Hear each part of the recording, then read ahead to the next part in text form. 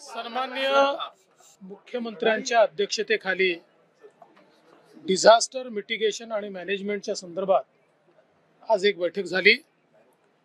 या बैठकीमध्ये army, navy, air force, NDRF, SDRF आणि यासोबत सगळे विभागीय आयुक्त आणि डिझास्टर मिटिगेशन आणि मॅनेजमेंटशी संबंधित सर्व विभागाचे लोक हे उपस्थित होते।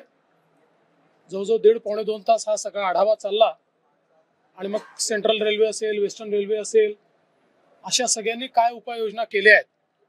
साधारणपणे मुंबईचा विचार केला तर ट्रेन बंद पडू नये अशा प्रकारे काय उपाययोजना केल्या आहेत।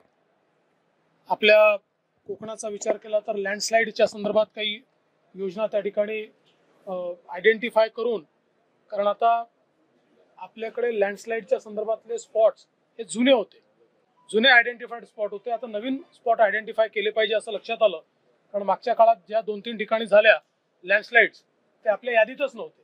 तर अशा अनेक विषयांवर त्या ठिकाणी चर्चा झाल्या, सगळ्याच विभागातले प्रिपेअर्डनेसच्या संदर्भातली चर्चा झाली आणि मला असं वाटतं की मुख्यमंत्र्यांनी त्या संदर्भातल्या सगळ्या सूचना दिल्या आहेत आणि आमचा प्रयत्न असेल की डिझास्टर तर टाळता येणं शक्य होत नाही। अनेक वेळा पाऊस किती पडेल आपल्या हातात नसतं किंवा एखादा डिझास्टर होतं, एखादा ऍक्सिडेंट होतो, पण त्याला रिस्पॉन्स फास्ट मिळाला पाहिजे हा प्रयत्न त्या ठिकाणी केलाय।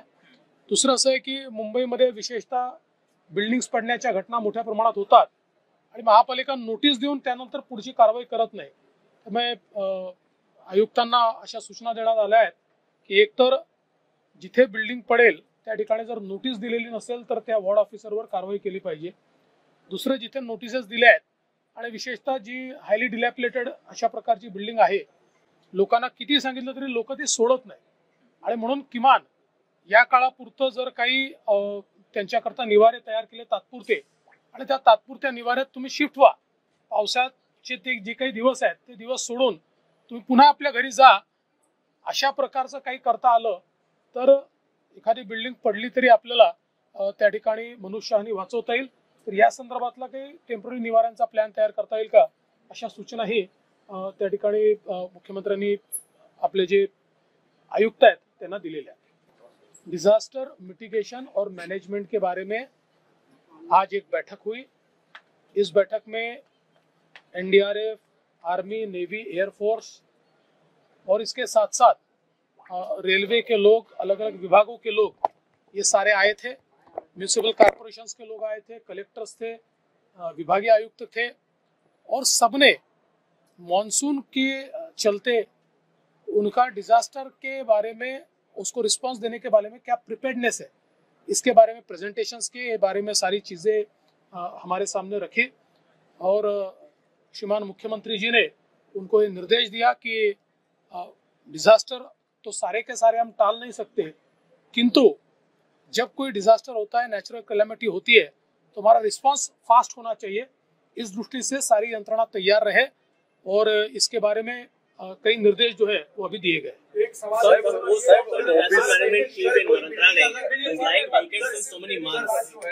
अभी एडिशनल चार्ज यहाँ पर एक बहुत सीनियर सेक्रेटरी को दिया हुआ है, लेकिन आपकी बात सही है, उसके ऊपर कार्रवाई होगी। बिल्डिंग गिरने को लेकर क्या कार्रवाई की जाएगी? देखिए, ऐसा है कि एक तो आयुक्त को ये कहा गया है कि आप अपने जो वार्ड ऑफिसर है उनको ये कहिए कि कोई बिल्डिंग गिरती है और उसको अगर आपका डायलैपिलेटेड का नोटिस नहीं है तो सीधे आपके ऊपर कार्रवाई होगी।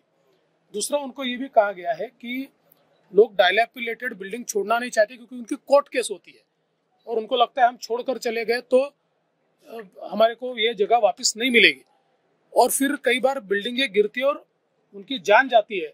इसलिए हमने जो हमारे कमिश्नर है उनको ये कहा है कि आप कुछ टेम्पररी इस प्रकार की हाउसिंग की व्यवस्था कीजिए, उनको अकोमोडेशन की व्यवस्था कीजिए और विशेष रूप से ऐसे दिन जब बहुत ज्यादा बारिश होने वाली है जिसका फोरकास्ट हुआ है, उनको ये कहा जाए कि कम से कम ये 2-3 दिन आप उस जगह रहे, जो रिलीफ कैंप है वहां रहे, उनकी खाने पीने की व्यवस्था वहां कीजिए, तो कम से कम अगर कोई दुर्घटना होती है तो उसमें जान लोगों की बच पाएगी। इस प्रकार का आदेश दिया। असे की ओबीसी समाजाच्या संदर्भात विशेषतः ओबीसीचं राजकीय आरक्षण हे त्या ठिकाणी महाराष्ट्रामध्ये संपुष्टात आलेलं आहे. सर्वोच्च न्यायालयाने वारंवार इम्पिरिकल डेटा सादर करा म्हणून सांगितलंय आणि म्हणून आज मी स्वतः त्या संदर्भातली आढावा बैठक घेतली आणि पुढच्या तारखेच्या आत आपला रिपोर्ट आला पाहिजे, तो योग्य रिपोर्ट आला पाहिजे, तो सबमिट झाला पाहिजे आणि कोर्टात तो ऍक्सेप्टही झाला पाहिजे. या संदर्भात काय काय कारवाई करता येईल याची चर्चा केली आहे.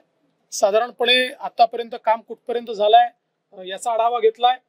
मोठ्या प्रमाणात जे काही सर्वेक्षण झालंय ते योग्य पद्धतीने झालंय की नाही याचे आढावा घेतलाय. मला विश्वास आहे की योग्य वेळेत हे काम आपण पूर्ण करू शकतो. संसदेच्या निवडणुकीमध्ये अनेक ठिकाणी स्थानिक स्वराज्य संस्थेच्या निवडणुकीत अनेक ठिकाणी ओबीसी आरक्षणाचा विषय जो होता तो गाजला होता आधीच्या सरकारमध्ये. त्या बाबतीत काही विचार आहे का? कारण की मुळात नाही त्याच्या